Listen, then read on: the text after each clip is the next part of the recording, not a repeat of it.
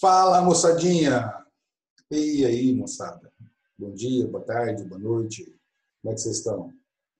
Vamos começar essas aulinhas aqui? Então vamos. Galera, hoje a gente vai voltar um pouquinho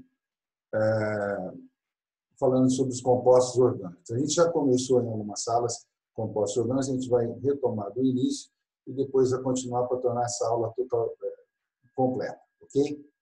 Então, vamos lá. Vou compartilhar. Uma coisinha.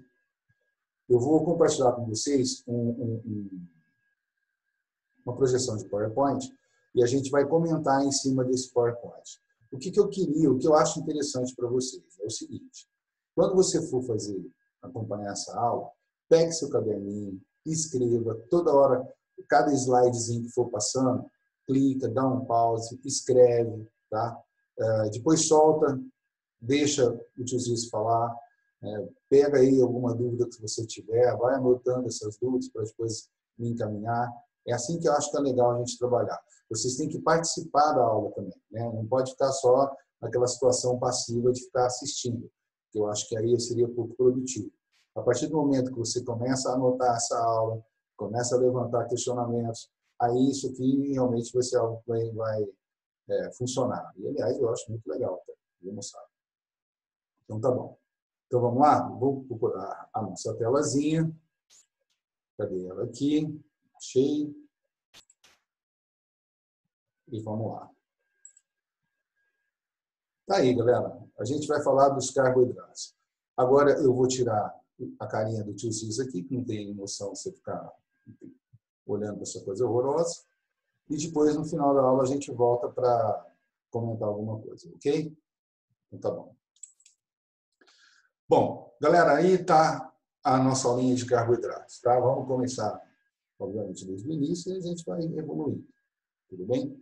Quando a gente está falando de carboidratos, a gente está falando dos tais açúcares, né? Vocês vão acompanhando o cursor aí.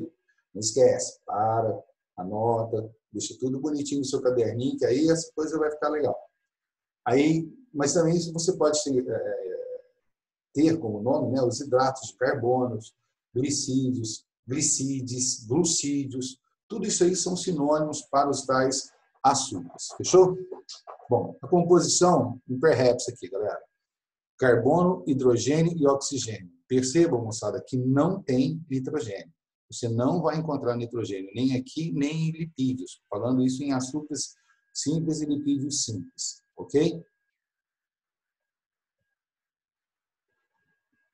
Ainda dentro da introdução, nós temos que falar sobre a ocorrência e as funções gerais dos carboidratos. Ocorrência, cara, na boa, é o composto orgânico mais encontrado no planeta.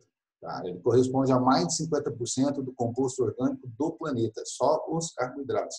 Então, cara, é açúcar de todos os tipos, de todas as formas, em todas as funções, para tudo quanto é lado, ok?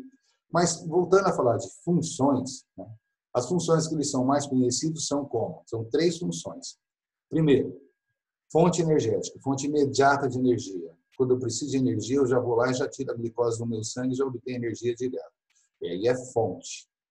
Reserva energética, quando esse açúcar ele é de alguma maneira metabolizado para que ele possa ser armazenado. Ok? Isso tanto em animal quanto em vegetal. E também nos seres unicelulares, por aí vai. Então, essa é a segunda função. De reserva energética também existe. Terceira função, estrutural e proteção. Alguns açúcares têm essa competência, alguns açúcares têm essa capacidade de funcionar como algo que esteja ligado à estrutura, à proteção de uma célula, por exemplo, ou de um corpo, de um inseto, por exemplo, ou qualquer coisa por aí. A gente vai falar mais disso depois, ok? Agora, cara, se você não aprende açúcar, se você não for aprender a estrutura e a classificação dos açúcares. A gente vai falar de 3 classes de açúcares diferentes. Nós vamos falar dos açúcares de pequeno porte, dos açúcares de médio porte e dos açúcares de grande porte, ok? Como é que nós vamos chamar isso? Então, vamos lá. Aí, depois que você vê toda essa estrutura, aí você vai começar a compreender como é que açúcar funciona, ok? Os açúcares de menor porte são os monossacarídeos. A unidade fundamental dos carboidratos. Está escrito aqui embaixo, a unidade fundamental dos carboidratos. O que é essa unidade fundamental? É uma denominação que eu criei, né, para falar para vocês que todos os compostos orgânicos sempre terão uma unidade fundamental, aquela molécula base para cada um dos grupos orgânicos que nós estivermos estudando. E os carboidratos não são diferentes, né? A gente já vai começar com eles, falando dos menores açúcares que existem, os monossacarídeos. Beleza? Então tá lá, os monossacarídeos. Primeira coisa que você percebe, olha aqui a fórmula geral dos monossacarídeos. Ó. CNH2NON. Tá? Eu preciso de um tanto de carbono para 2 tantos de hidrogênio para um tanto de oxigênio. Está percebendo? Tá? Então você tem aqui, ó, N, N, N. Esse N é uma variável. Aí o que a galera vai perceber? Não, a variável é uma variável, quer dizer que ela é infinita. Não. Ela não só é finita, como também é determinada. Ela vai entre 3 e 7. Eu posso substituir esse N aqui de 3 a 7. 3, 4, 5, 6, 7. Qualquer um desses aqui pode. Abaixo ou acima disso, não pode. Ok? Os açúcares fundamentais, né, são fundamentais por quê? Porque eles são fontes de qualquer tipo de absorção sem a necessária digestão. Não é necessária a digestão. Ele é facilmente absorvido. Tá bom? Então, por exemplo, quando você precisa de uma fonte imediata de energia, você não vai dar, por exemplo, o cara maisena. Você vai dar para o cara, sei lá, algum tipo de monossacarídeo, no máximo de sacarídeo. Coisas que possam ser facilmente digeridas, facilmente absorvidas. Ok? Algumas propriedades dos monossacarídeos, para a gente colocar aqui. Primeira coisa, todos eles são solúveis em água e insolúveis em solventes orgânicos. A gente vai falar em álcool, falando em querosene, isso aí não se dilui nisso. Mas em solventes, em água, ele se dissolve de boa. Ok? Nem todos os monossacarídeos, assim como nem todos os açúcares, são doces, são brancos ou são cristalinos. Existem variações de tudo quanto é tipo aqui. Dentro dos monossacarídeos também você vai ver isso. E eles estão ligados à produção de energia. Normalmente, quando eu estou trabalhando os monossacarídeos, eu estou usando esses monossacarídeos como como fonte de energia imediata. Ok? Então, tá bom. Voltando naquele slidezinho lá, ó, lembra que eu falei para vocês, CnH2NON, e que esse N pode ser de 3 a 7? Eu posso usar isso daqui para fazer uma classificação desses monossacarídeos conforme o número de carbonos, de carbonos na cadeia. Então, se tem 3 carbonos, a gente chama de triose. Se tem 4, tetrose. T5, pentose. T6, hexose. T7, heptose. Ok? Então, veja bem, isso aqui são grupos de monossacarídeos, né, diferentes. Essa diferença é determinada pelo número N, pelo número de carbonos da cadeia, ok? E eu posso fazer essa classificação aqui dentre os monossacarídeos. Agora, um detalhe super importante quando a gente fala em monossacarídeos, quer ver? Presta atenção. Os monossacarídeos mais importantes são as pentoses, C5H10O5, e as hexoses, C6H12O6. Por quê? Cara, na boa, pentose, a hora que você vê assim, desoxirribose, ribose, o que vem na sua cabeça? Tem que vir DNA, tem que vir RNA. Ok? DNA e RNA, cara, são as moléculas da vida. E elas são formadas por nucleotídeos, que na sua composição estrutural, você vai ter tanto desoxirribose no DNA, quanto ribose no RNA. Ok? Agora, fora esses dois, que já são super, hiper, bem max importantes, nós temos também as hexoses. Aí eu tenho glicose, frutose e galactose. 3 tipos diferentes de hexoses, tá? Todas elas ligadas como fonte de energia imediata, todas elas de fácil absorção também. Beleza. Isso eram os pequenos açúcares. Isso são os açúcares agora de médio porte. Oligosacarídeo. Veja bem se você entende isso. O que é um oligosacarídeo? É um carboidrato formado pela união de poucos monossacarídeos. Ok? O que é pouco? Quando a gente está falando de 2 a 10 monossacarídeos. Tá? Se eu unir Se eu juntar de 2 até 10 monossacarídeos, eu vou ter um oligosacarídeo. Alguns autores defendem que isso aqui vai até 20, mas o padrão é até 10. Ok? E essa ligação de um monossacarídeo com outro monossacarídeo vai ser sempre um tipo de ligação chamada glicosídica, que depois, daqui a pouquinho, eu mostro para vocês como é que essa ligação acontece. Agora, veja bem, conforme o número de monossacarídeos que eu tenho num oligosacarídeo, repetir, conforme o número de monossacarídeos que eu tenho em um oligosacarídeo, eu posso classificá-lo em disacarídeo, obviamente, se tem 2 monossacarídeos, eu juntei 2 para fazê-lo, trissacarídeo, eu juntei 3, e assim sucessivamente até decasacarídeo, se eu cheguei a juntar até 10 monossacarídeos. Lembre-se, toda vez unindo esses monossacarídeos pelas ligações glicosídicas. Agora, quando a gente está falando de oligosacarídeos, cara, você já ouviu falar de trissacarídeo, tetrasacarídeo, pentasacarídeo? Muito pouco. Você quase não ouve falar disso. Você ouve falar desses caras aqui, ó, os tais disacarídeos. Esses caras que são importantes. Então, dentro dos oligosacarídeos, os importantes são os disacarídeos. Ok? Esses caras que são os caras importantes. Então, obviamente, oligosacarídeos formados pela união de 2 monossacarídeos. Vamos lá. 3 exemplos de disacarídeos aqui, ó. Maltose, sacarose e lactose. Maltose é a união de glicose mais glicose. Sacarose é a união de glicose mais frutose. Lactose é a união de glicose mais galactose. E você repara aqui, ó, que o tio Zias já colocou aqui onde eu vou conseguir, né? Maltose, nos cereais, fácil, né? Nos grãos. Sacarose, cana-de-açúcar, frutas. Lactose, lac. Lac, você acha que veio da onde? Da lua? Não, só pode vir do leite. Falou, galera? Isso aí.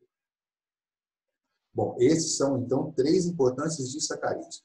E aqui cabe um pré-reps, cara. De boa. Pelo amor de Deus, vocês guardem, principalmente quando você for ter a aula de sistema digestivo, você vai precisar saber isso daqui. Você vai precisar saber o nome dos disacarídeos, você vai precisar saber do nome dos monossacarídeos no processo digestivo, tanto para a digestão quanto para a absorção depois. Então, não estou pensando só nessa aula aqui, não. Eu estou pensando na aula lá já, desde lá na frente. Falou? Eu vou precisar disso daqui. Então, vamos lá. Aqui, só por curiosidade, na estrutura das três moléculas, maltose, sacarose e lactose, ok? E aqui a tal da ligação glicosídica que eu pedi a atenção de vocês. Então, vamos ver. Eu tenho aqui um monossacarídeo. Vamos ver como é que eu vou juntar os dois, né? Eu tenho aqui um monossacarídeo. Aqui eu tenho outro monossacarídeo. Eu quero juntar os dois. Não tem jeito. Por quê? Porque todas as ligações de um ou de outro estão completas.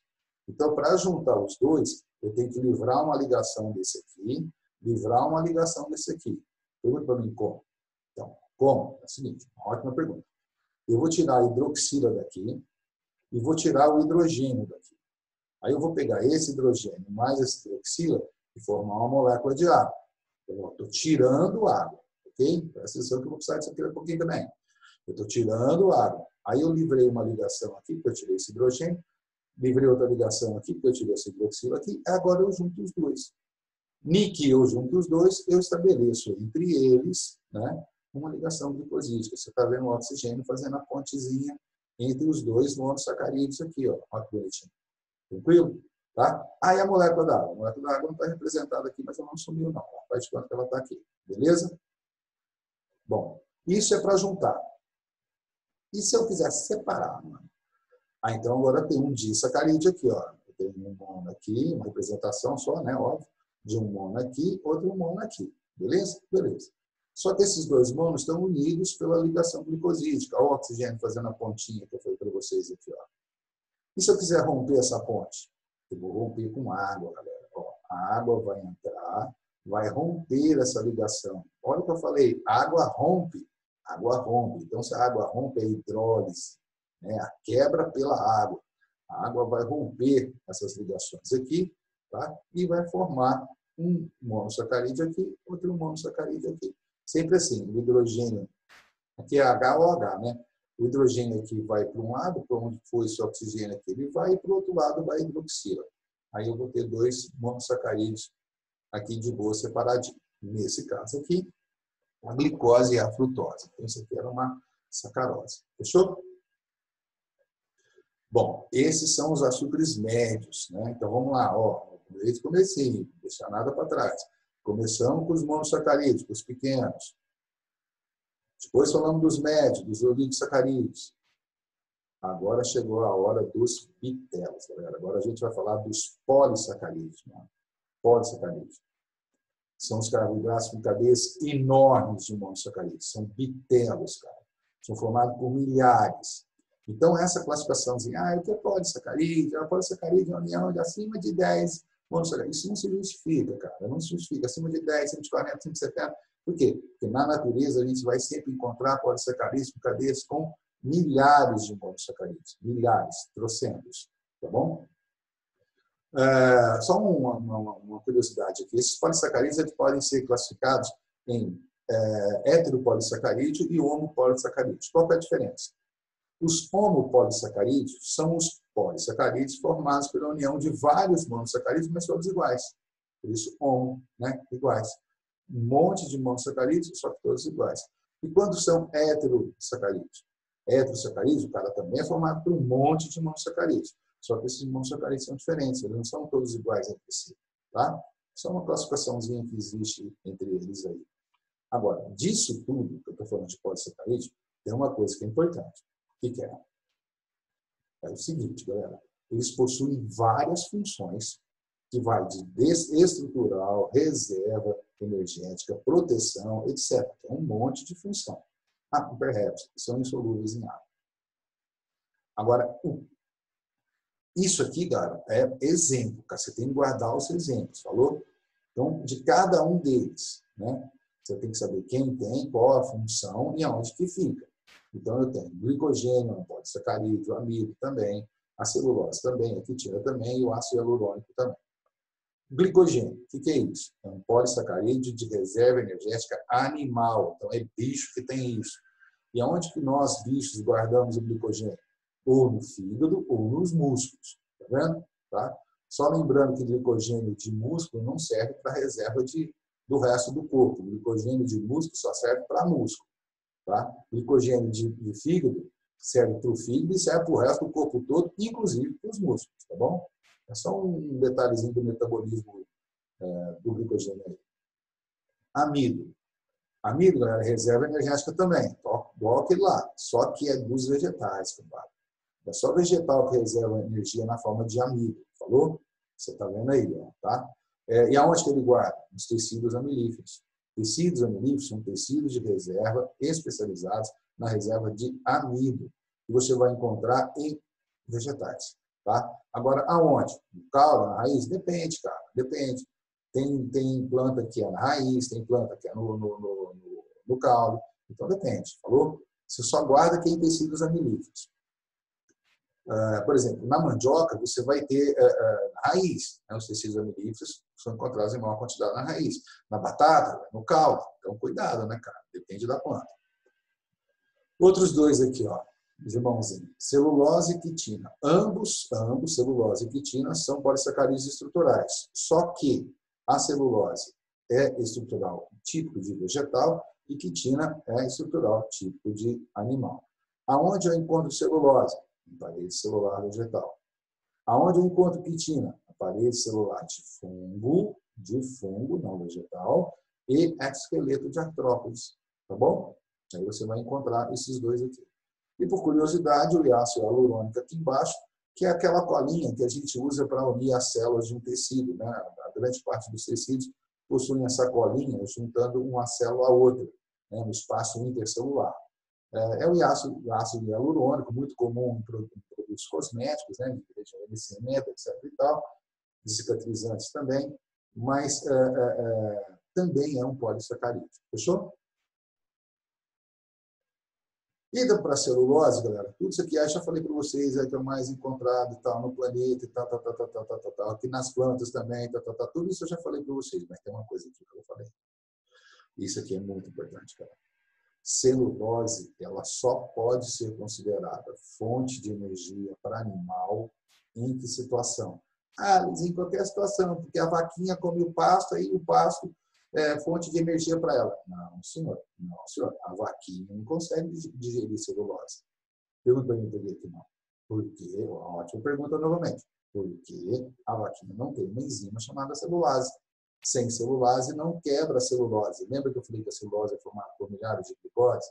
Então, eu não consigo quebrar a celulose se eu não tiver a celulase. Ah, então como é que a vaquinha vive? A vaquinha consegue viver porque dentro dela, dentro de um compartimento do sistema digestivo dela, que é o rumen, existem bactérias que vão produzir uma enzima chamada celulase e que essa celulase, bactérias e protozoários, e essa celulase vai quebrar a celulose em várias glicoses. E aí sim, tem tanta glicose dentro da celulose que vai tratar da bactéria, do protozoário e ainda vai sobrar para sustentar uma vaca. Então, é glicose pra caramba que você vai encontrar dentro disso daqui. E nos herbívoros monogástricos, agora estou falando de cavalo, o cavalo não tem rumen. Então, como é que ele faz? Ele ele digere a celulose dentro de um compartimento do tubo digestivo dele chamado seco. E é lá no seco que você vai ter bactérias. Cavalo e vídeo não tem protozoários, só tem bactérias, que vão produzir celulase, que vão quebrar a celulose. De novo, tem tanta glicose dentro da celulose que vai tratar as bactérias que fizeram a quebra, graças à celulase, e o que sobra ainda sustenta um cavalo. Falou, galera? Bom, a apresentação é essa, a nossa aulinha é essa. Espero que vocês tenham feito aquilo que eu falei para vocês. Vai analisando os slides, vai parando o filme, vai fazendo as anotações no seu caderno.